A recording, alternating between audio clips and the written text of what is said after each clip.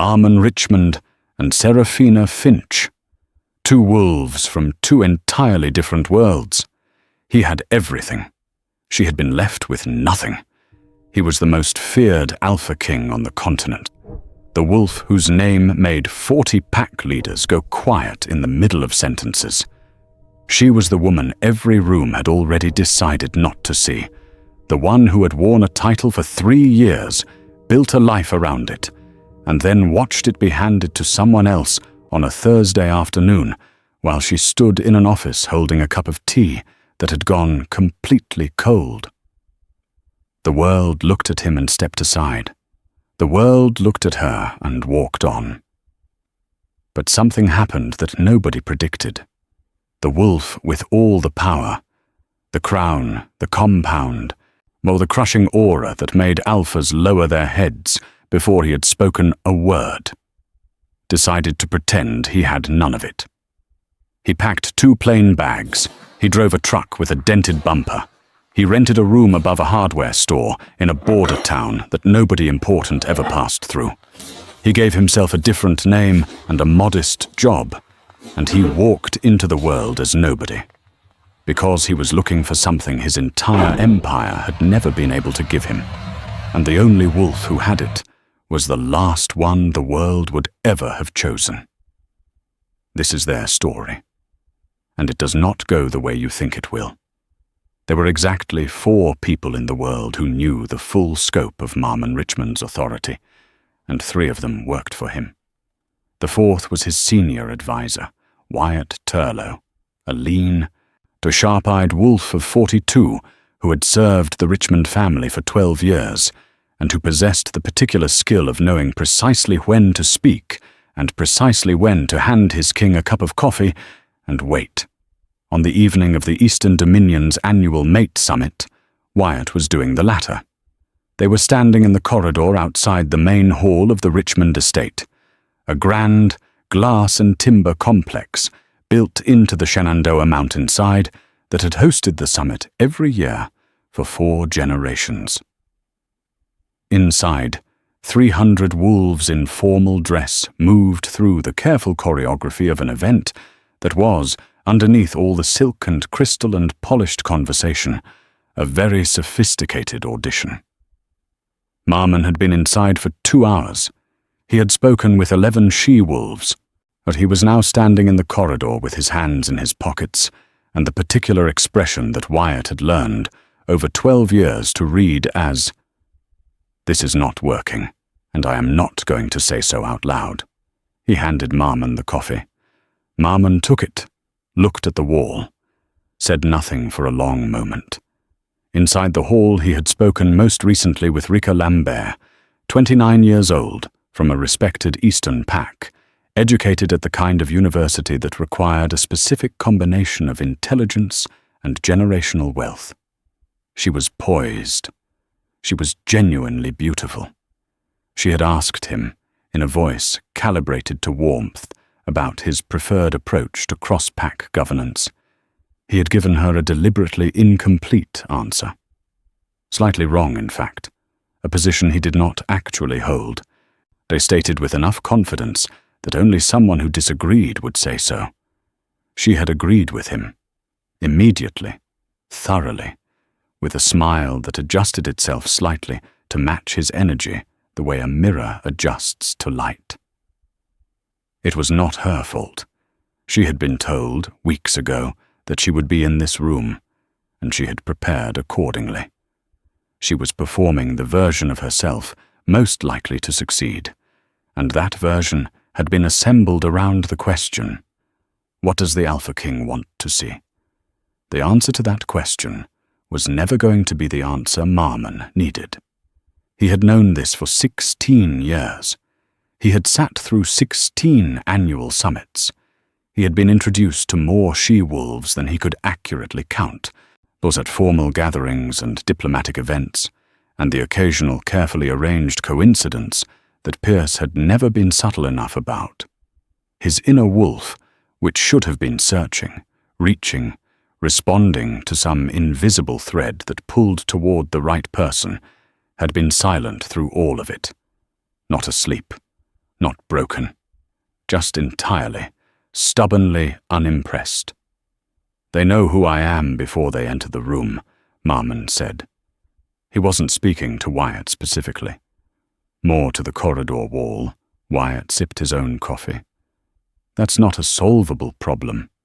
You are who you are. Then I need to be someone else for a while." Wyatt looked at him. It was the specific look of a man deciding whether what he just heard was a figure of speech or an actual plan. He read Marmon's face with 12 years of practiced accuracy. It was an actual plan. "How long?" Wyatt said. 3 months. Maybe 4. "And the Dominion?" "You can run the Dominion for 3 months, Wyatt. You've been running most of it for the past 2 years anyway." Marmon finally looked at him. "I need to know if it's possible. That's all. I need to know if there's anyone on this earth who would choose me if the crown wasn't part of the arrangement." Wyatt was quiet for a moment. Then he said, "I'll need 2 weeks to build the identity properly." Marmon nodded. "You have 10 days. Wyatt delivered in 9. The identity was Ren Mills, Trade Route Inspector for the Eastern Dominion's Human-Facing Commerce Division. It was a real position, a modest one, and the kind of mid-level administrative role that kept the Dominion's human business infrastructure functioning without ever appearing in any document that an alpha would bother to read.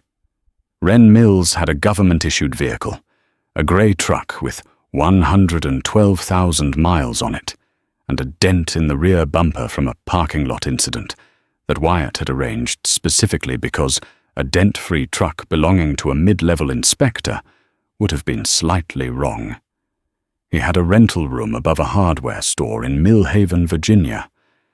Millhaven was a border town, the outer edge of the Iron Vale Pack's territory, where wolf community and human farmland ran into each other and blurred. It was the kind of place that functioned without drawing attention, that people there had enough of their own lives to be managing and not much time to monitor strangers. Marmon packed 2 bags himself. Plain clothes, the kind that fit without signaling anything. A jacket that did not cost anything notable. Boots that were functional rather than crafted. He left his signet ring in the estate safe. He left the armored vehicles, the security detail, and the specific gravitational pull of being someone everyone already knew. He drove the grey truck out of the estate at 6 in the morning, and nobody stopped him, because nobody knew to stop him. The silence on the road was remarkable. He had not been alone, genuinely, practically alone, since he was 20 years old.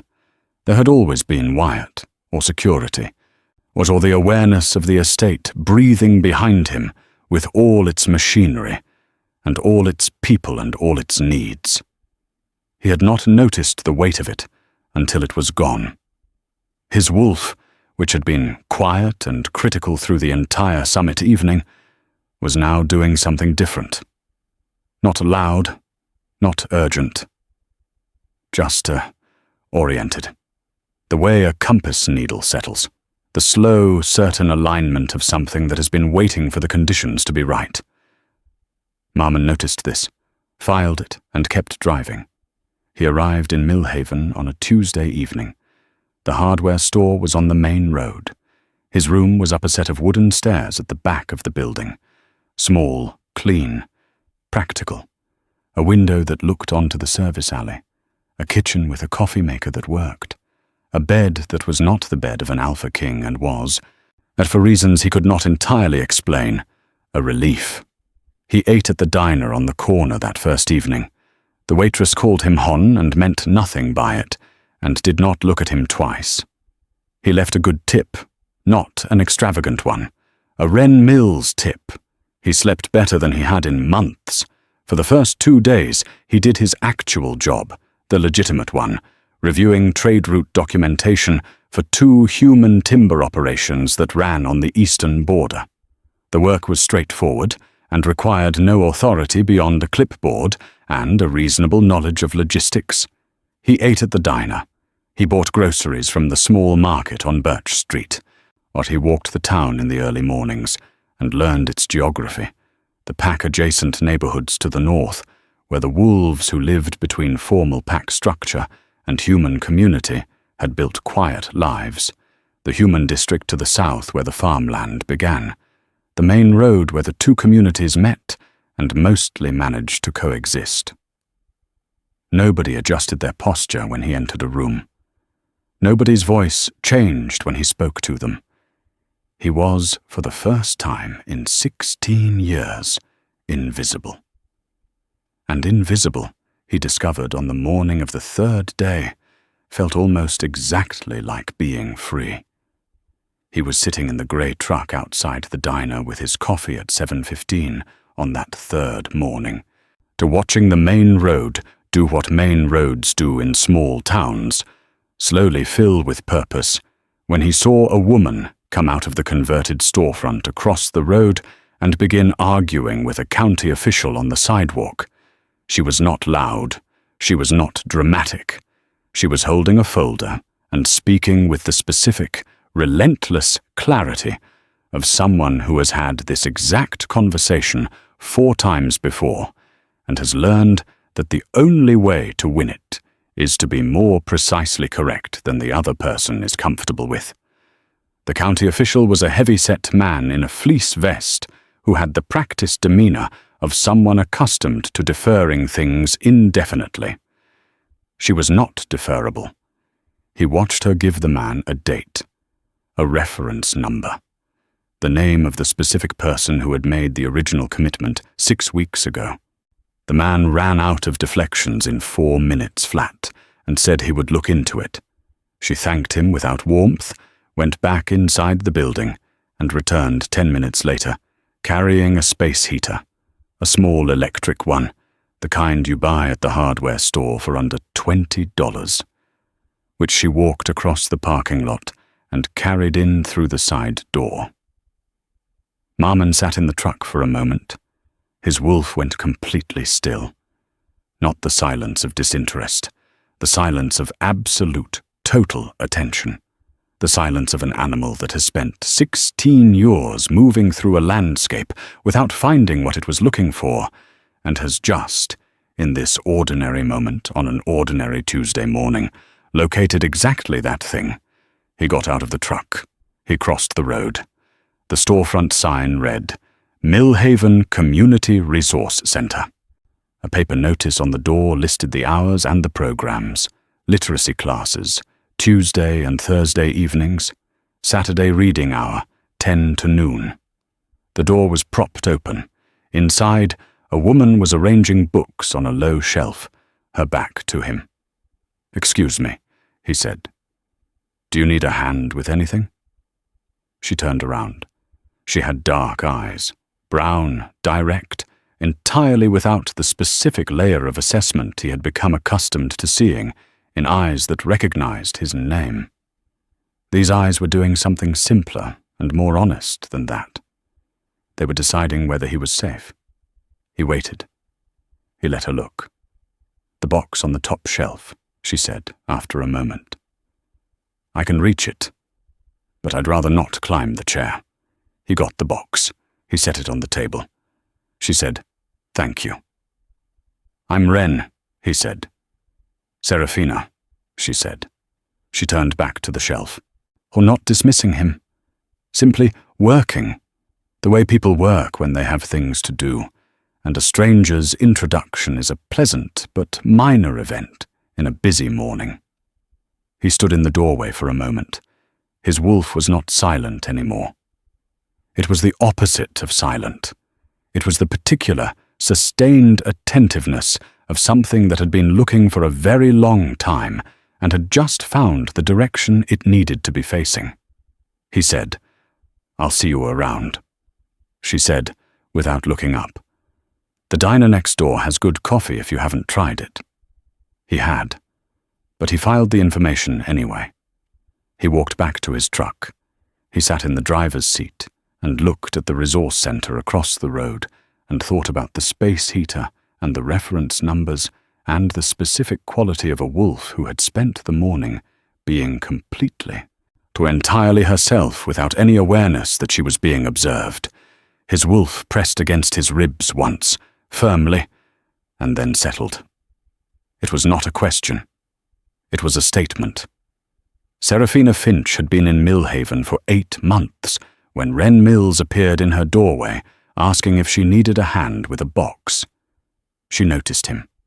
Of course she noticed him. She noticed everything in her building with the automatic, low-level awareness of someone who had learned that the things you stopped paying attention to were the things that surprised you later. But she catalogued him quickly and moved on. Tall, dark-haired, plain clothes, good boots, the kind of face that was harder to read than most. A stranger. Millhaven had strangers. The trade route brought inspectors and logistics people through on a regular basis. She returned to the shelf. But what she did not do was examine why. When she heard the door close behind him, some quiet part of her paid attention to the direction he walked. She had other things to think about. Saturday was reading hour. She had 23 children registered, ranging from 6 to 11, from both the pack-adjacent community and the human district. She had 17 new books from the library sale she had driven to last weekend in Harrisonburg. 2 counties over, 2 hours of driving, $31 spent, 17 books gained. She was sorting them by reading level, which was the only organizational system that actually mattered in a children's reading program, regardless of how many well-meaning donors had suggested organizing them alphabetically. The door opened at 8:30. Winnie Cross was 7 years old, pack-adjacent, with 2 braids, a missing front tooth, and the personal scheduling philosophy that 40 minutes early was on time, and on time was already late. She came in with her backpack on both shoulders and immediately wrapped both arms around Saraphina's waist with the full-body commitment that only children possess, the kind of hug that involves the entire body and does not hedge. "You're early," Saraphina said. "I finished my chapter," Winnie said, from somewhere around Saraphina's ribcage. Saraphina pulled back to look at her. Winnie was holding up her book, a story about a girl who could understand animals, dog-eared to a page near the back. She had started it 4 days ago. The whole chapter. "And the next one?" Winnie said, attempting modesty and failing entirely. Something in Saraphina's chest did a warm, specific thing, or not performed delight, the real kind, the kind that comes from having given someone a capacity they did not have before, and watching them use it with joy. "That," she said, "is remarkable. Come help me sort the new books." Winnie dropped her backpack and came to help with the authority of someone who considers herself a co-curator of the Resource Center's collection. Saraphina had arrived in Millhaven 8 months ago with 2 canvas bags, a leather briefcase, and the particular controlled grief of someone who has decided that practical was the only viable response to a situation that was not practical at all. She had been Ralph Doolin's chosen mate for 3 years. Ralph was the beta of the Iron Veil pack, a good position, a good wolf, a good man in the specific way that meant he was reliable and decent and not cruel. They had not been fated. The moon goddess had not written their names in the same breath. They had chosen each other, which Saraphina had believed for 3 years was more meaningful than a biological mandate. Chosen meant deliberate. Chosen meant you looked at someone and decided. She had run the Iron Veil Pack's community outreach program. She had managed the border family welfare checks, the 160-mile territory, the families who fell between formal pack care and human services, the elderly pack members in the outer regions who needed someone to show up regularly with supplies and company. She had written the funding applications that kept those services running. She had organized the winter provision program. She had done all of this without a title that carried formal authority. They're armed only with competence and the willingness to be in rooms that no one else wanted to be in. She had worn the beta female designation, not a crown, not a lunar title, but a recognized position in the pack hierarchy, and she had worn it honestly. Then, Ralph had gone to the regional summit in Charlottesville. He had come back with Valerie Voss. Valerie was 23, dark blonde, fated, carrying the specific dazed radiance of a woman who has just encountered her biological destiny and is still slightly stunned by the force of it. Ralph's expression when he came through the front door, the glazed, specific certainty of a man in the full pull of a fated mate bond, had told Saraphina everything before he opened his mouth. He had been kind about it. That, in many ways, was the hardest part. He had sat with her in the office they shared, and he had been genuinely, carefully kind, the way a person is kind when they have caused a harm they did not intend and cannot undo. And they know it, and they want you to know they know it, and none of that changes the shape of the harm at all. It's the bond, he had said. I don't expect you to understand, but it's... I understand, she had said. And she had, which was its own particular sorrow. She had packed without crying. She had surrendered the designation without drama. She had chosen Millhaven because it was far enough from Iron Vale to constitute a different life, and close enough to still be the landscape she knew. The resource centre had been her own idea, her own project. Funded by grant applications she wrote on Sunday mornings, and a lease she had negotiated herself from a property owner named Clovis Haskins, a number she could cover on what the centre generated through donations and small program fees. Barely, with nothing left over for error. She had built it in 4 months. She had built the literacy program for adult humans who had slipped through the formal education system. She had built the Saturday reading hour for the children, the ones whose parents worked too many jobs for books to be a priority, and who arrived at school already behind and fell further behind every year, because nobody had given them the foundational joy of a story that belonged to them. She had been rejected for funding 14 times. Now she had framed the most politely worded rejection letter from a foundation in Richmond that had wished her admirable community spirit, and hung it on the wall behind her desk as a reminder that politeness and usefulness were not the same thing. She drove to library sales in 3 counties. She maintained the centre's heating system through a combination of documentation, persistence, and the occasional targeted confrontation of county officials who had promised repairs that did not materialize. She did all of this without an audience, and without expecting one. The Iron Vale pack had never sent a representative to visit. Ralph and Valerie were running the outreach program now. Valerie with the energetic confidence of someone who had recently acquired authority and had not yet discovered what it was supposed to be used for. The Saraphina had heard, through Sarah Hobbs, who was the pack healer and Saraphina's only sustained contact with her former life, that the Winter Provision Program had been restructured as a single annual event rather than the quarterly visits Saraphina had established.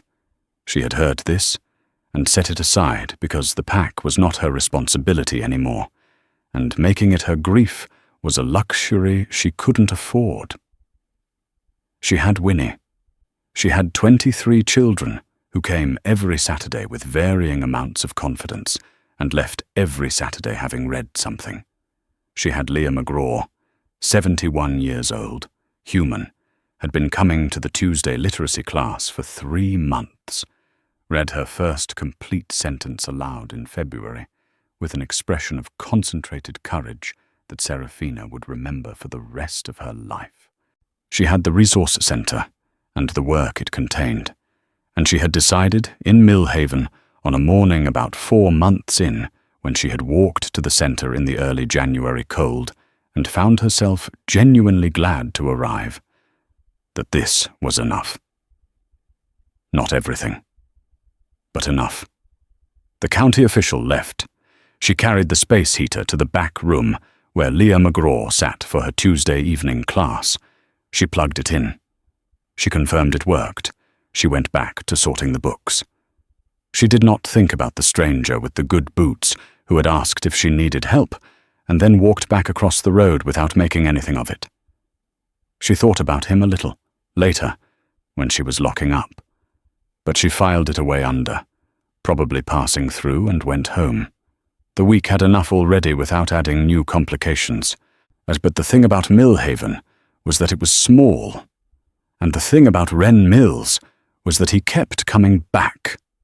Not dramatically, not with grand intention, simply au causette, consistently, the way certain people show up in the margins of a day and gradually become part of its architecture.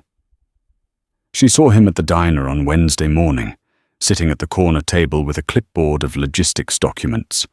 He nodded when she came in. She nodded back. She saw him at the hardware store on Thursday, buying the same brand of coffee maker cartridge she bought, which told her he was renting locally. She saw him on Friday morning when she arrived at the center early, and he was standing at the curb across the road in the low light, apparently reading something on his phone, and he looked up when she unlocked the door and said, "Morning," she said. "Morning." No, she went inside. On Saturday he appeared at the door of the center at 9:30 during reading hour and said, "I heard you sometimes need extra hands for the book returns. I have a free morning." She looked at him for a moment. Her assessment this time was not about safety. She had already settled that question. It was about something else. Whether he was the kind of person who offered things and meant them, or the kind who offered things and wanted something back. She looked at him. She looked at the children behind her. Winnie already raising her hand to show the stranger her chapter, because Winnie had no stranger concept when it came to people who arrived in her reading hour. "The small ones go on the bottom shelf on the left," Saraphina said. "Spines out, not covers." He came in. He sat on the floor with the children and shelved books with the unhurried patience of someone who was not performing helpfulness, but simply being it. Winnie, within 12 minutes, had decided he was acceptable and demonstrated this by handing him her current book and asking him to read the next page. He read it. He did not condescend to the story or to the child. He read it with the simple, direct attention of someone treating the page as worth taking seriously.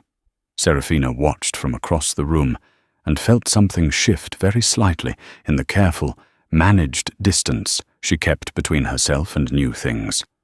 She told herself it was nothing. She was, in this specific instance, not entirely right. He came back the following Saturday. And the Saturday after that. He came back on Wednesday mornings, which was when Saraphina sorted the new donation boxes and which she had not mentioned to him, but he had apparently observed. He would knock on the propped door, say something about passing by, and spend 40 minutes helping organize without being asked how and without needing direction. She had spent 3 years with Ralph, who was a good man, and Ralph had listened to her, supported her programs, understood their value. But Ralph had listened in the way that capable, busy people listen, with genuine attention and a small background awareness of his own schedule. Ren listened differently. She noticed this on a Wednesday in the second week when she was telling him about the grant rejection from the Millhaven County Arts and Community Fund, the 14th rejection, the one she had framed, and he asked, not about the money, but about the specific wording of the rejection. She told him. He said, "They said your program didn't align with their strategic priorities." What were their strategic priorities? She blinked. Honestly, I didn't look that closely at the strategic priorities section. "That's the whole game," he said. "They're not rejecting your program. They're telling you they fund different things. If you can find the overlap between what you do and what they've already funded, you can reframe the application." She looked at him. Yes. That's exactly right. How do you know that?" He shrugged, in the way people shrug when they know more than the role they are currently playing would suggest. "I've seen a lot of institutional funding documents." She filed this away. Not as a red flag, as an inconsistency. A small one. The first. Or she went home that evening and pulled up the county fund's previous grant recipients and spent 2 hours doing exactly what he had suggested. By midnight, she had a revised application that framed the literacy program as workforce development rather than community enrichment, which was true and which aligned precisely with the fund's stated infrastructure priorities. She submitted it the following morning. 3 weeks later, it was approved. She told him on a Saturday morning, in the center, with Winnie present, and therefore with the kind of celebration that involves a 7-year-old running in a circle making a sound that is technically not a word. He smiled. The real kind. The kind that arrived without being arranged. It reached his eyes and changed the whole quality of his face, and Saraphina, who had been very carefully not looking at his face in that particular way, looked anyway. She looked away first. They fell into a rhythm, the way two people fall into rhythms when they are both too careful to rush and too honest to pretend the rhythm isn't forming. She saved him the steps, the flat stone outside the front door, the one that caught the afternoon sun. She saved it without deciding to save it, which was a decision in itself. He brought her coffee from the good place on the corner on Thursday mornings, which was the morning she arrived earliest and left latest. He brought it without making a gesture of it, just set it on her desk and started on whatever needed doing. They talked the way people talk when neither is performing. She told him about growing up in the pack structure, the specific texture of being a chosen mate in a world that treated fated bonds as the only story worth telling. She told him about the 3 years she had spent building something with Ralph and the specific, quiet devastation of watching it be handed to someone else between a Thursday and a Monday. The hard part wasn't losing him, she said, one afternoon on the steps, the October air turning cool and clean around them. The hard part was losing the version of myself that believed in what we were making together. He was quiet for a moment. How long did it take? About 4 months of 20 minutes of anger every morning before I got up. She picked at a loose thread on her sleeve. Then 10 minutes. Then 5. Then one day I just got up. That's the bravest thing I've heard in a long time, he said. She turned to look at him. Not flattered, surprised. Genuinely surprised, as though the word brave had not previously occurred to her as applicable to the act of simply continuing. It didn't feel brave, she said. It felt like the only option. Those are usually the same thing, he said. She held his gaze for a moment.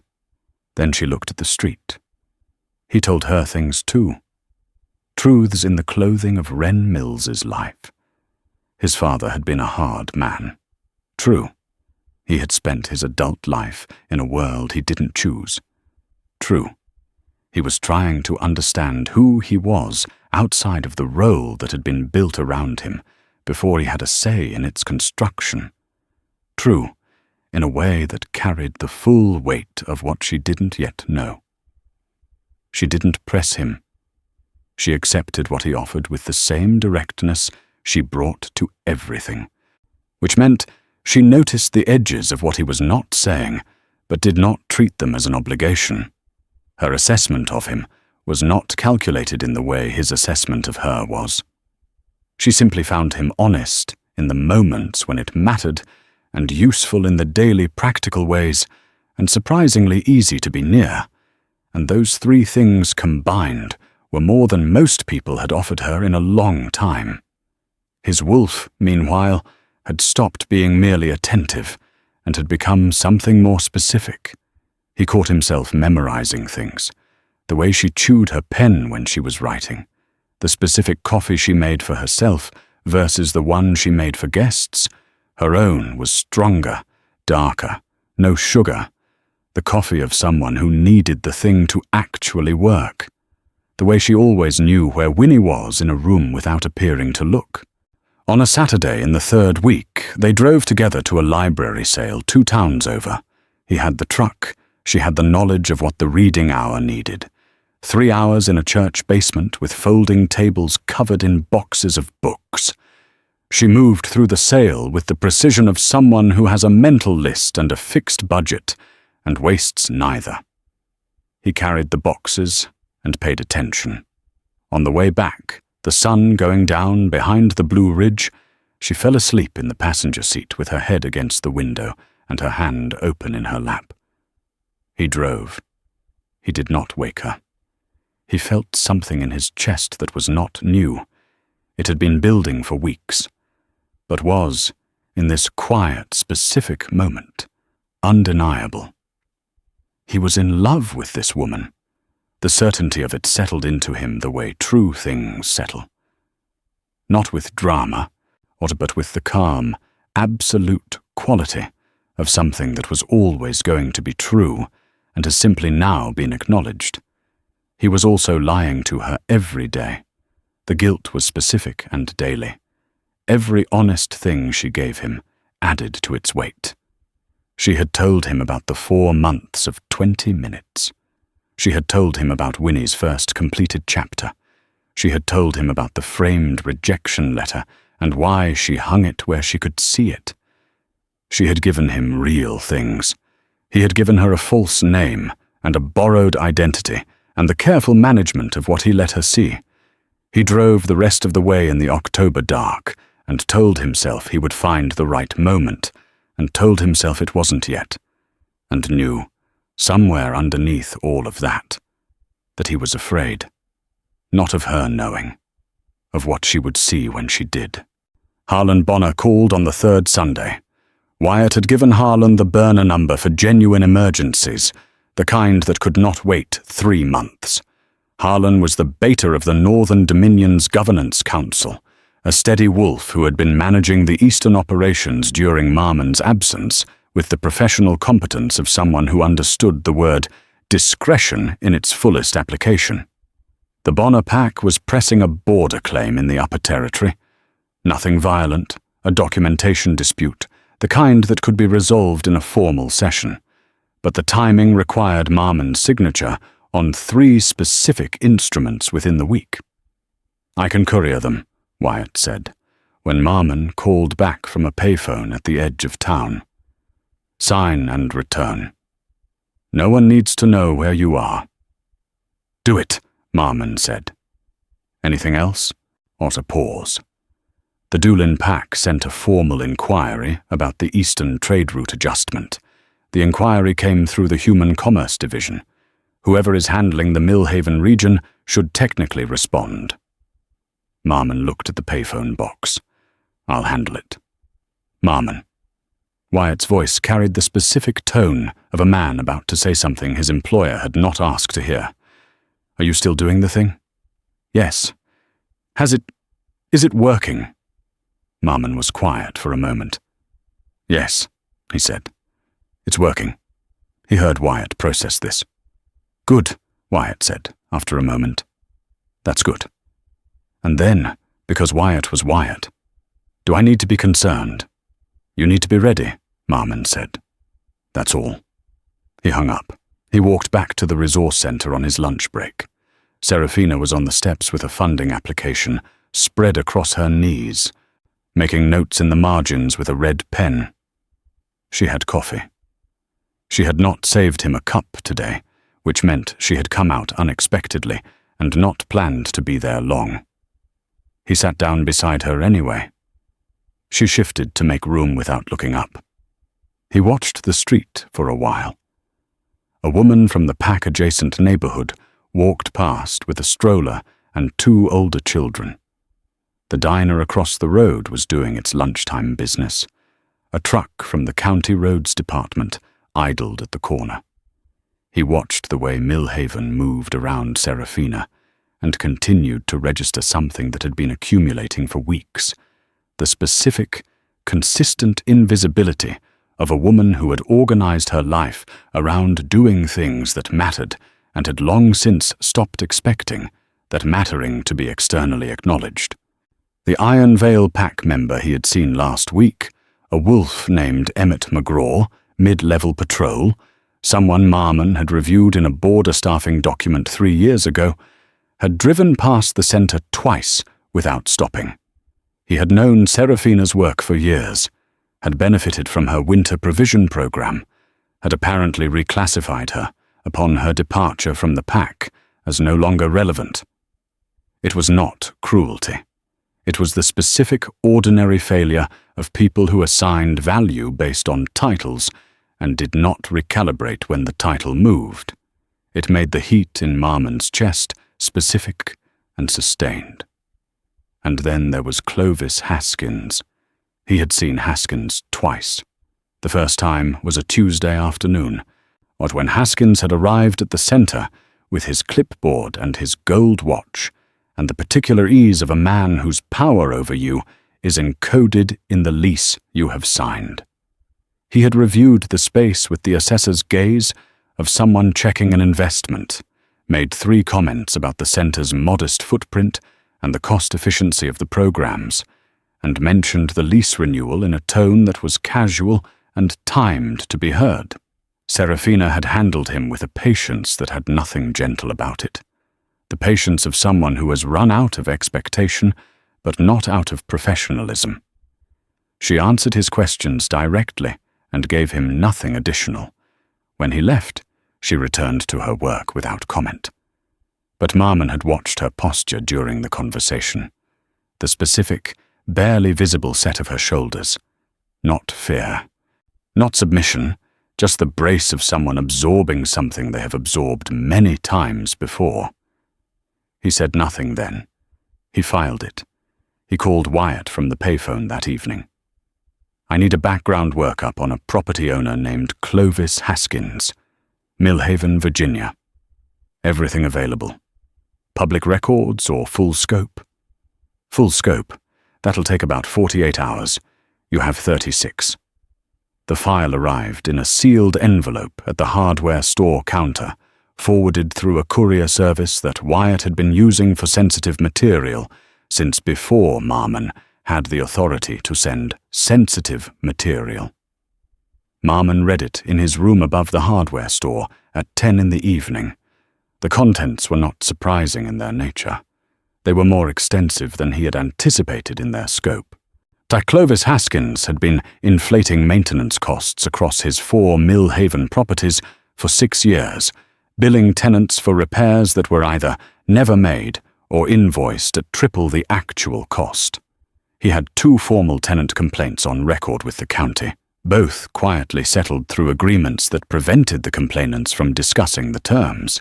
He had building code violations in 2 of his properties, including a structural notation on the stairwell of the building on Birch Street that had been flagged in an inspector's report and subsequently buried without remediation. He was behind on 3 years of property tax installments, managed through a series of deferrals that suggested a relationship with someone in the county assessor's office. And he had a documented pattern, not criminal, but consistent, of incrementally raising lease rates on small non-profits and community organizations in his properties, raising them slowly enough that no single increase was worth a legal challenge, raising them steadily enough that the end result was always the same. The organization could no longer afford the space and departed, at which point Haskins converted the property to a more profitable tenancy. Saraphina had been in the pattern for 2 years. She was, by his estimate, 6 to 8 months from the point at which the lease would exceed what the center could generate. Marmon set the file down. His wolf was extremely focused. He thought about what he could do as Ren Mills, a mid-level trade route inspector with no property authority, no financial leverage, No ability to move the machinery that would need to be moved to actually stop this. He thought about what he could do as Marmon Richmond. He was not ready to be Marmon Richmond yet. Not to Saraphina. Not until he had found a way to tell her the truth that did not undo everything they had built. He put the file in the bottom of his bag, underneath the logistics documents. He told himself he would find the right moment. He had been telling himself this for 3 weeks. On the Tuesday evening of the 4th week, she asked him directly. They were sitting on the steps in the early dark, the last of the literacy class students having gone home, the centre quiet behind them. She had her coffee. He had his. She said, "What are you actually looking for, Ren? Not the job, not the trade routes. You. What are you looking for out here?" He looked at the street. He could feel her looking at him. He said, "Something real. Something that isn't performing itself at me." She was quiet for a moment. Then, "That's a lonely thing to be missing." "Yes," he said. "It is." She did not offer comfort. She simply stayed. They sat on the steps until the street lights came on one by one, and neither of them moved to leave, and the stillness between them was the most honest thing he had experienced in longer than he could clearly recall. He was going to tell her. He was going to find the right moment and tell her everything. He just needed a little more time. The Millhaven Community Resource Centre's winter gathering was Saraphina's most important event of the year. Not because it was large, it wasn't. Not because it generated funding or attracted attention from anyone whose attention could be converted into resources. It was important because it was, for the 23 children and their families, and the 8 adult literacy students, and the pack-adjacent community that used the centre's services. The one evening of the year when someone had arranged a room with warm light and good food, and an expectation of joy, specifically for them. She had spent 2 weeks preparing. She had organized a potluck so that every family brought something, and every family belonged to the table. She had strung paper lights around the shelves. Winnie's contribution, selected with the gravity of a professional decorator. She had arranged a small program. The literacy students would each read a passage they had chosen themselves, and the Saturday reading hour children would each read a page from their current book. Leah McGraw had been practicing her passage for 11 days. Leah was 71 years old, a retired farmhand, a grandmother of 4, a woman who had spent her entire adult life navigating a world built for people who could read its signs. She had come to the Tuesday class in September with the specific, armored dignity of someone doing something hard in public and daring anyone to make it harder. She had practiced every day. She had selected a passage from a book about the Virginia mountains because she had lived near them her whole life and had never had the language to say so. She was standing at the front of the room with her paper in her hands, reading slowly and with the enormous concentration of someone for whom each word is a hard-won territory, when the door opened. Clovis Haskins did not knock. He came in with a man carrying a clipboard, the universally recognizable configuration of someone who has arrived to deliver bad news and considers the delivery itself a form of authority. He stood in the doorway and looked at the room with the satisfied expression of a man who has been building toward something unpleasant and has arrived at exactly the right moment to make it land hardest. He waited for Leah to pause. Not for her to finish. For her to pause. "Miss Finch," he said, into the breath between her sentences. "We need to talk." Leah's paper lowered. Her eyes moved to Saraphina, then to Haskins, then back to Saraphina, with the specific, sad recognition of someone who has spent 71 years knowing what it looks like when something good is about to be taken away. Saraphina moved toward him, keeping her voice low.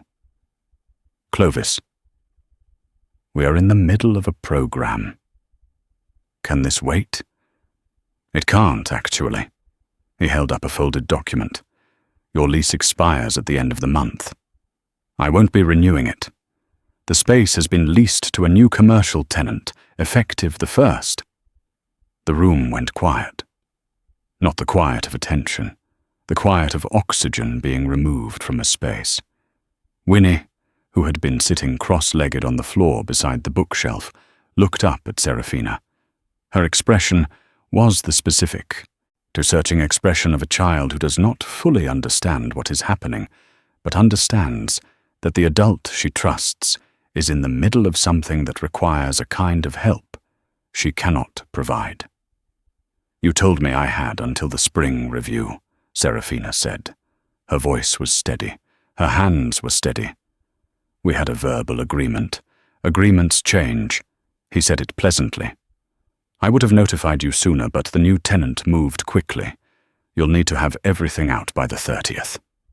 A parent in the back row, a woman named Mabel Turlow, who had come straight from a double shift at the county hospital and had still come, because her daughter was reading tonight, stood up.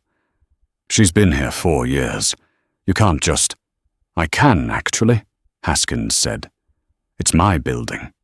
He looked around the room with the expression of someone surveying an inconvenience rather than 30 human beings.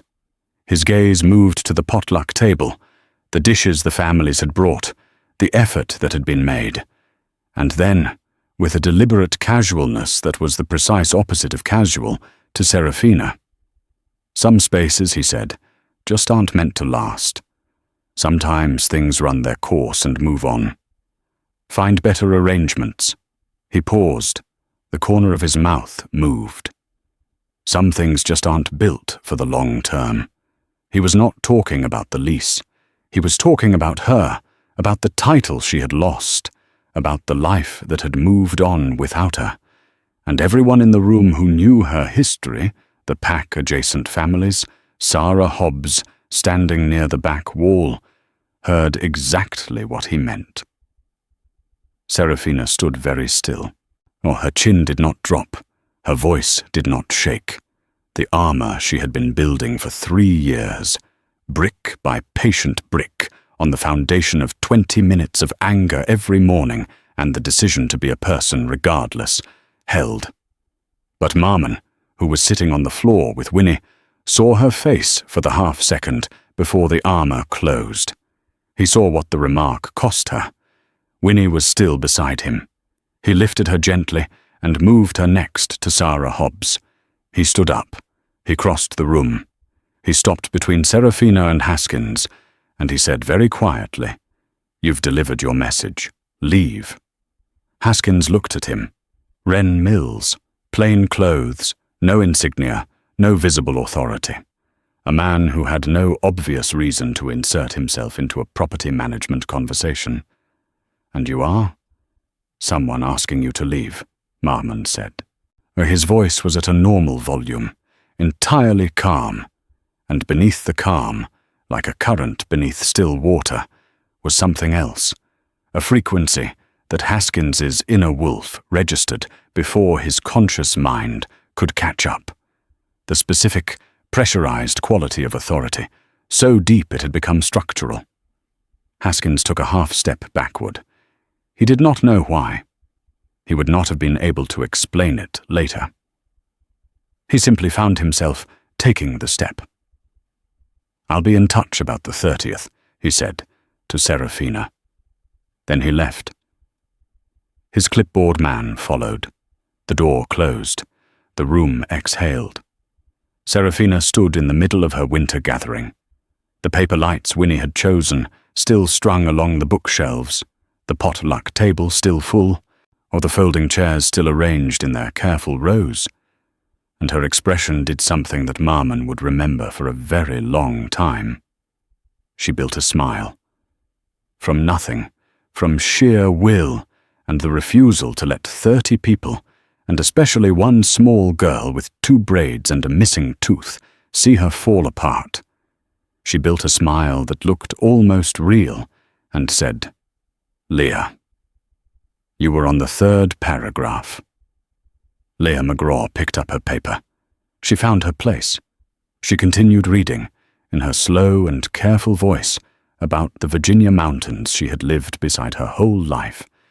And Saraphina stood with her hands clasped in front of her, and her shoulders square, and the smile in place, and her eyes bright with something she would not let become tears. And Marmon understood, in that moment, that he was entirely, irreversibly in love with this woman, and that the lie between them had just become something he could no longer carry. Haskins came back the next morning, alone this time. He waited until the center was empty, until Saraphina was the only person inside. He came in without knocking.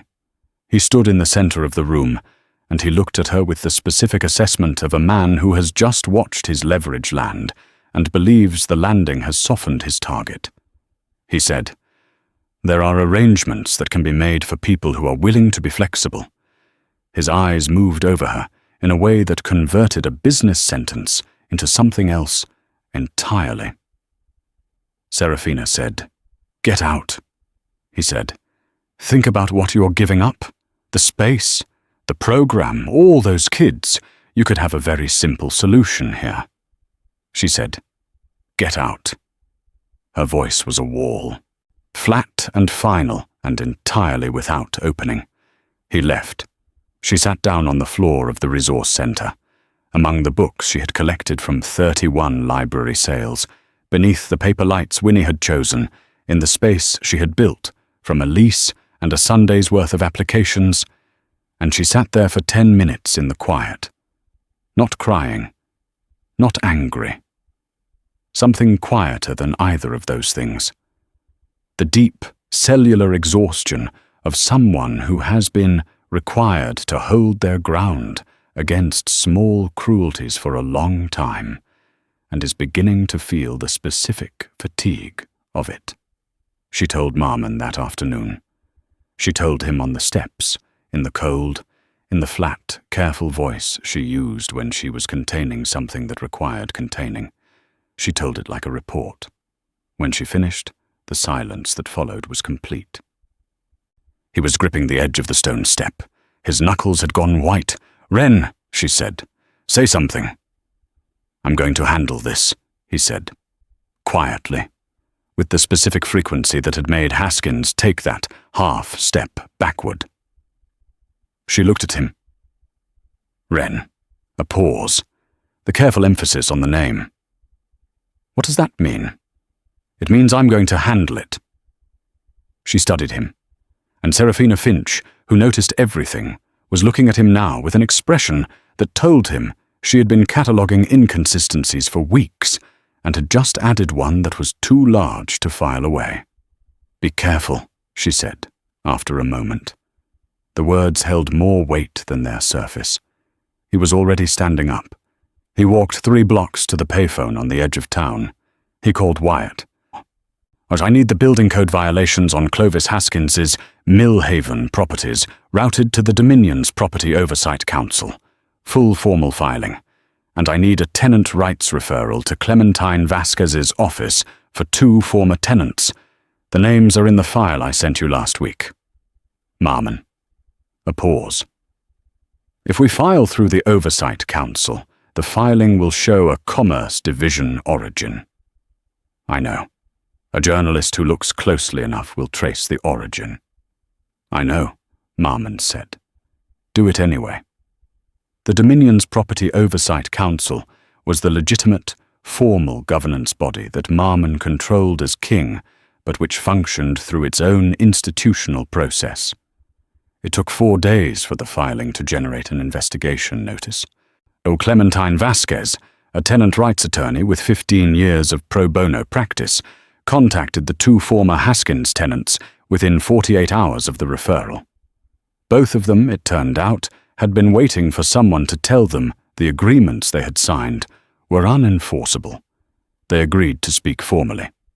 The Millhaven Courier's property and housing correspondent, a thorough, experienced reporter named Pamela Cross, received an anonymous tip about the Oversight Council filing on a Thursday afternoon. She was good at her job, Within 72 hours, she had traced the filing origin to the Commerce Division. Within 96 hours, she had looked up the inspector assigned to the Millhaven region. Ren Mills. She found no social security record, no employment history before 3 months ago, no past before Millhaven. Well, she called the resource center on a Friday morning and asked to speak with Saraphina Finch. Saraphina called him that afternoon. She did not leave a message. She did not send a note through the hardware store. She called the number he had given her, the Ren Mills number, the burner, and said, "Can you come to the center? There's something I need to ask you." He came in 20 minutes. She was on the steps. Her coffee was in both hands. She was looking at the street. He sat down beside her. She did not look at him immediately. She said, "A reporter called me this morning. Pamela Cross from the Courier. She's been looking into Clovis Haskins. She said the Oversight Council filing that started the investigation came from a Commerce Division inspector assigned to this region." A pause. She said when she looked up that inspector's name, while she found no employment record before 3 months ago, no past, the street did nothing in particular. "She asked me if I knew who you really were," Saraphina said. She looked at him. Her eyes were the same eyes, dark, direct, entirely without performance. But there was something in them now that had not been there before. The specific, still expression of a person who has already completed a calculation and is waiting to see whether the answer they arrived at is the one they are about to be given. "Do I?" she said. He could have deflected. He had enough practice managing difficult conversations to find a way to buy another day or another week. He could have given her something partial and technically true. He looked at her. He told her the truth, the full shape of it. His name, the crown, or the Eastern Dominion, and the 40 packs, and the estate in the Shenandoah Mountains. 16 years of formal summits, where every she-wolf had known who he was before she walked into the room, and every conversation had been filtered through the knowledge of what he could provide, the certainty that had calcified inside him, that no wolf on earth would choose him if the crown were not part of the arrangement. The decision to build Ren Mills, the truck, the room above the hardware store, Millhaven. The morning he had sat in the truck outside the diner and watched a woman argue with a county official using reference numbers and a folder, and the particular relentless clarity of someone who could not be deferred, and his wolf had gone completely still for the first time in 36 years. He told her about the weeks that followed, or about memorizing her coffee order, and the way she chewed her pen, and the specific joy in her face when Winnie read a chapter alone. About the weight of the deception growing daily against the growing truth of what he felt. He told her he loved her, simply, without decoration. "I love you, Saraphina." She sat very still. He kept going because stopping would have been a mercy he did not deserve. "I know that doesn't mean what it should mean right now. I know that every honest thing you gave me was given to a false name and a borrowed identity. I know that." She stood up. She crossed her arms. She looked at the street for a moment. Then she looked at him. "You built a test," she said. Her voice was controlled and exact. "You created a false identity, and you walked into people's lives, and you evaluated them. And I was one of them. Saraphina, I passed. The word was dry and devastating. Congratulations. The woman who got replaced by her mate's fated bond was kind to the man pretending to be nobody. What a result." He did not try to interrupt. "Do you understand?" she said, and her voice cracked on the word. Understand with a precision that was worse than any shout. "What it means to me specifically to find out that the one person in the last 8 months who made me feel genuinely seen was wearing a costume? She pressed her hand against her mouth for a moment. When she lowered it, her chin was steady again, the specific steadiness of someone who has decided, consciously, that they will not let this moment unmake them. "I told you about packing my bags," she said. "I told you about 20 minutes of anger every morning. I told you about the funding rejections and Winnie's first chapter and why I hung that letter on the wall. Real things, Marmon. Things I don't give people." She stopped, and you received all of it as evidence, as data in a test I didn't know I was taking. She was crying now, not loudly, the slow, quiet kind that comes from a place that was supposed to be protected. "I need you to leave," she said. "Saraphina. Please." Her voice was a door closing. "I need you to leave right now." He left. He walked back to the room above the hardware store, and he sat on the edge of the bed, and he did not have anything that constituted a thought for a long time. Just the flat, grey reality of a man who has watched the thing he was most afraid of losing walk back inside without him. He called Wyatt from the payphone that evening. "I need 3 things done," he said, "before I come back, before anything else.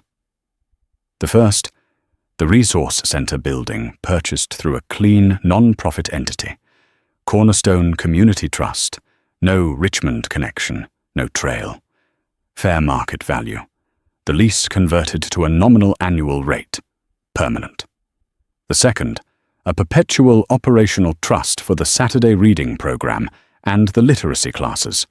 Rent, supplies, a salary for 1 additional staff member, a transportation fund for children who could not walk to the center.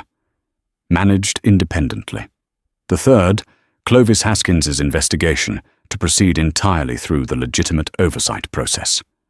No interference. The machinery Marmon had set in motion would do its work. Let it. "And Ren Mills?" Wyatt said. "Ren Mills is done," Marmon said. Or he drove back to the Shenandoah Valley the following morning in the grey truck with the dented bumper.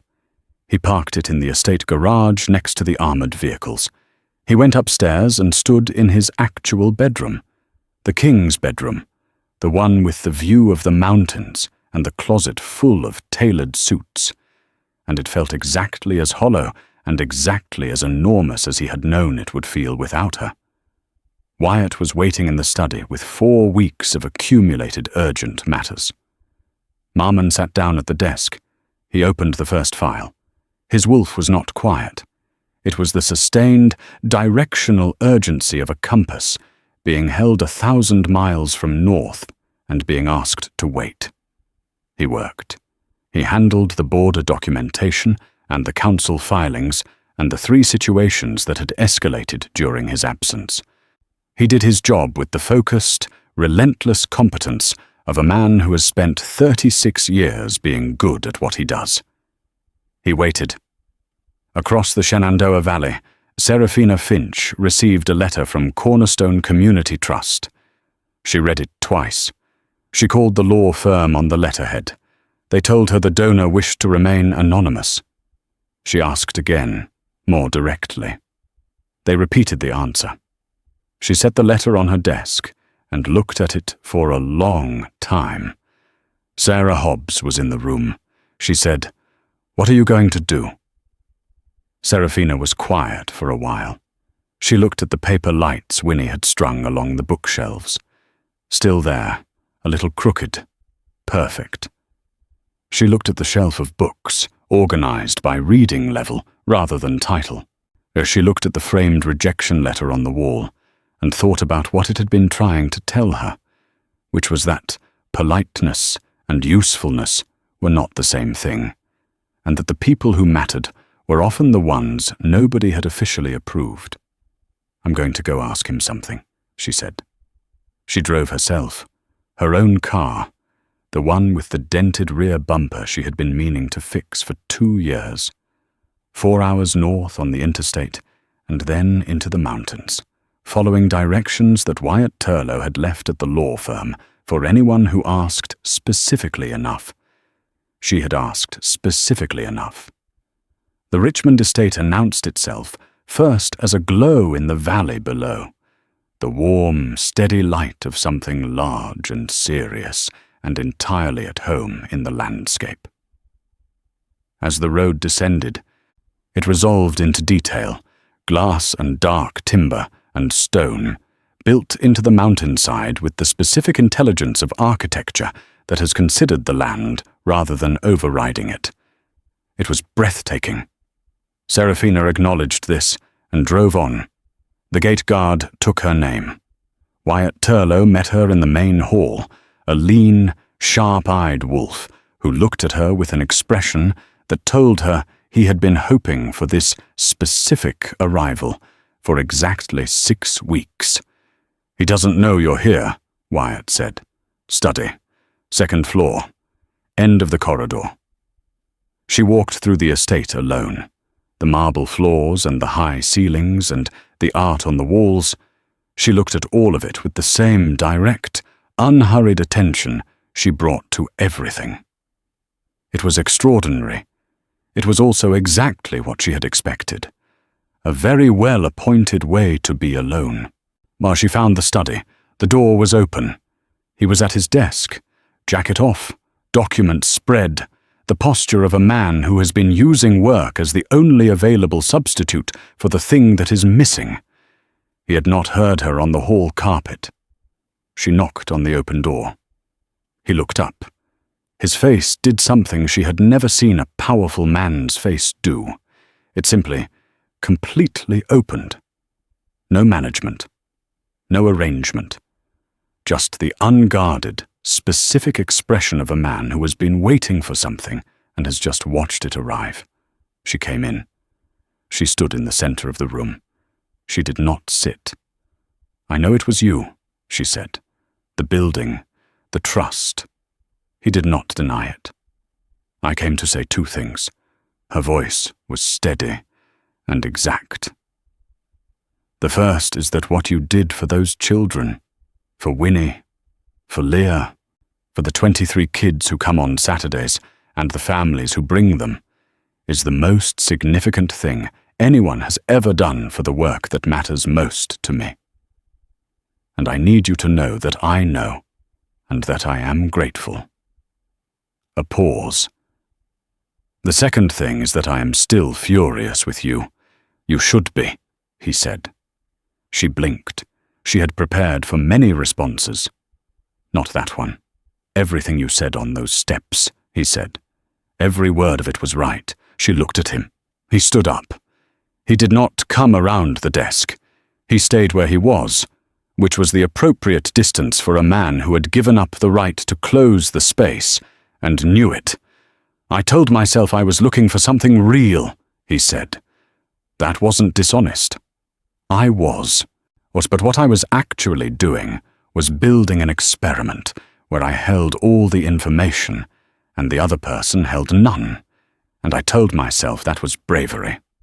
It wasn't. It was the most controlled thing I have ever done in a life full of controlled things." He looked at his hands, briefly. "I was so afraid of being known and chosen, and then finding out the choice was about the crown, that I rigged the entire situation so I could observe from safety. I designed a test where I couldn't be hurt because I never gave anyone the real material to work with." Saraphina was very still. "And then," he said, "I walked into a building in Millhaven and I watched a woman carry a space heater across a parking lot, and my wolf went completely still for the first time in 36 years.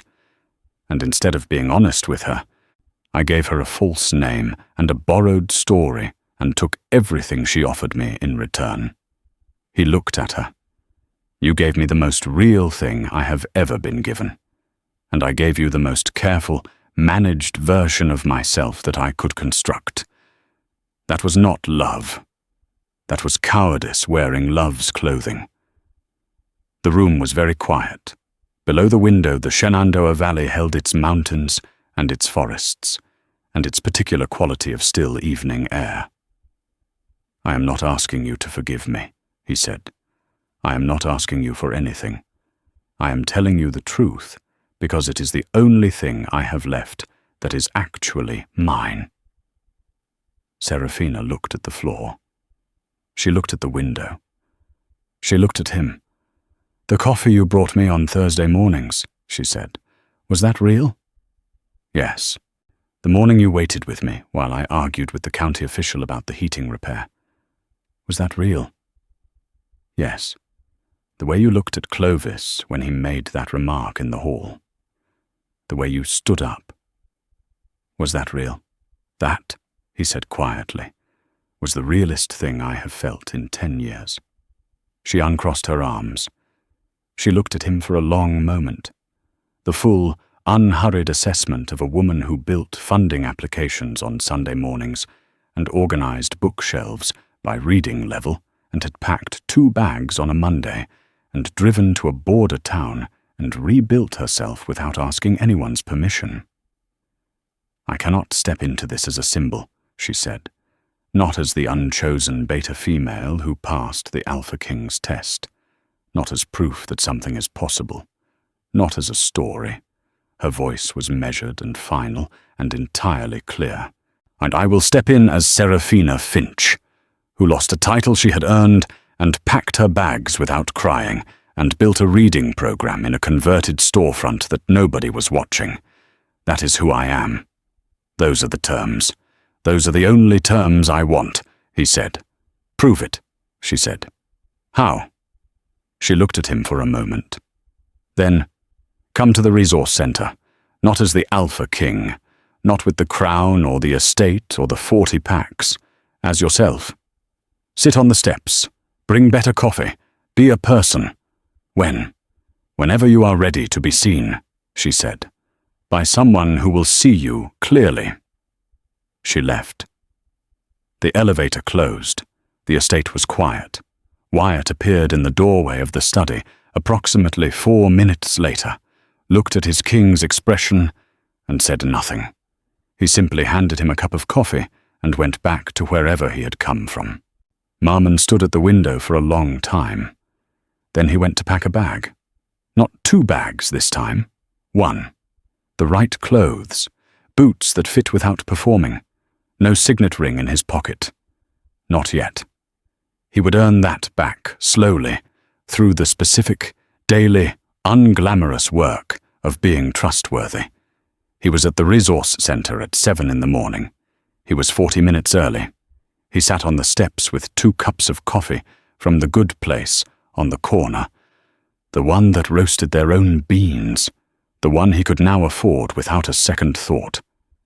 And he watched Millhaven wake up, the hardware store opening across the road, the diner filling with its morning regulars, the pack-adjacent neighborhood beginning its day with the unhurried rhythm of a community that had always done its living outside of anyone's formal record.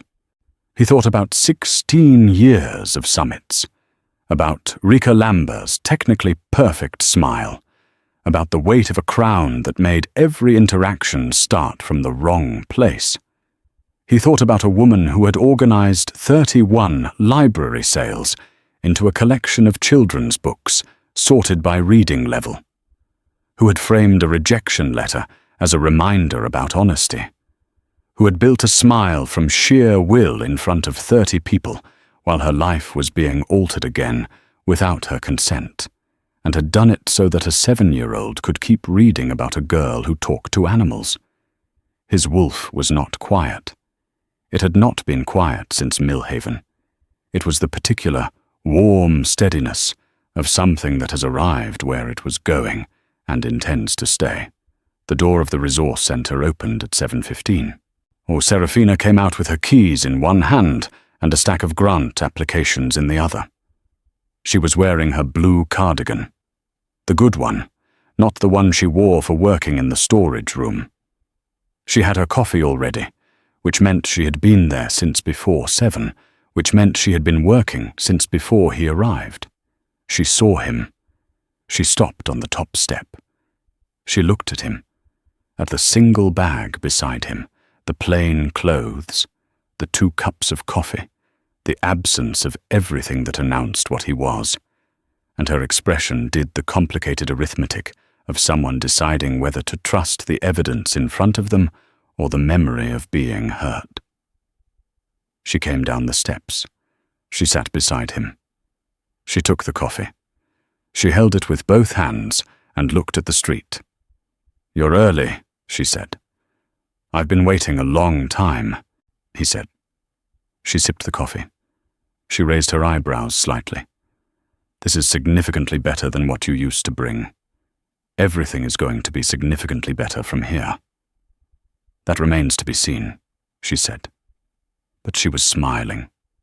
Not a large smile, not a performed one. The small, careful, hard-worn smile of a woman who has calculated the risk, knows its exact dimensions, and has decided, against all sensible advice and with full awareness of what the calculation might cost her, that it is worth taking. She leaned her shoulder against his. He did not move.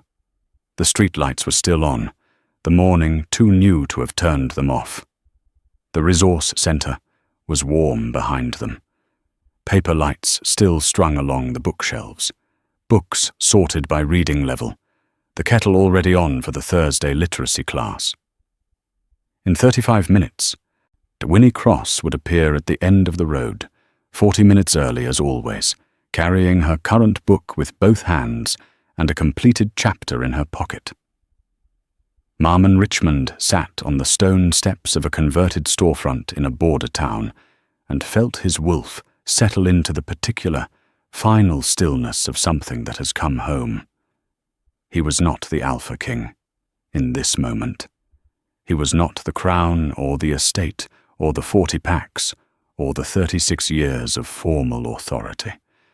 He was a man sitting on a curb in the early morning, with a woman who had seen him clearly and was choosing, with open eyes, to stay. He put his arm around her. She did not lean away. The sun came up over the Virginia mountains, and the street filled slowly with the ordinary, irreplaceable life of people going about their days.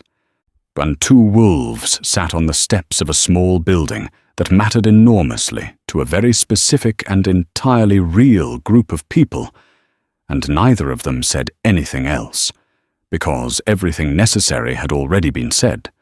She had not been unwanted. She had simply been waiting for someone who understood what choosing actually meant, and who was willing, for the first time in a very long time, to be chosen back.